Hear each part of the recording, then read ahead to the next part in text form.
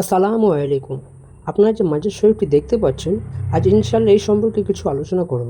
এখানে মোট ৩টি মাজার শরীফ রয়েছে। অনেকেরই মনে হয়তো প্রশ্ন জাগতে পারে, এই ৩টি মাজার কার কার? ইনশাআল্লাহ আজ সেই প্রশ্নের উত্তর আপনাদের সামনে তুলে ধরব। প্রথমে যে মাজার শরীফটি দেখতে পাচ্ছেন সেটি হলো হযরত আজিজ শফি রহমতুল্লাহ আলাইয়ের পবিত্র নজরগাহ শরীফ। হ্যাঁ, আপনি ঠিক শুনেছেন, এটা হলো নজরগাহ শরীফ। তাঁর পবিত্র মাজার শরীফ আছে বিহারে অবস্থিত।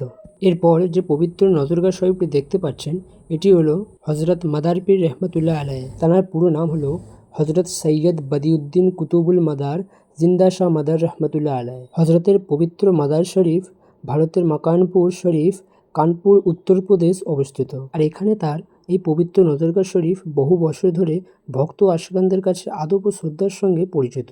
এরপরে যে কবর শরীফটি দেখতে পাচ্ছেন এটি আমার দাদা ফকির মোহাম্মদ চিশতির তাঁর কবর।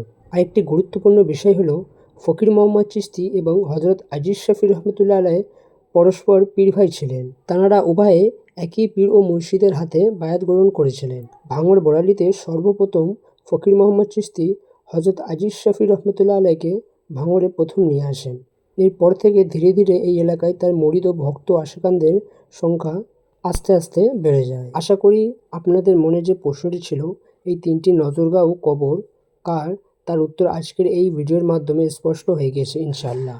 আজ এখানে বিদায় নিচ্ছি, আবার ইনশাআল্লাহ অন্য কোনো ভিডিওতে আপনাদের সঙ্গে দেখা হবে। আল্লাহ হাফেজ।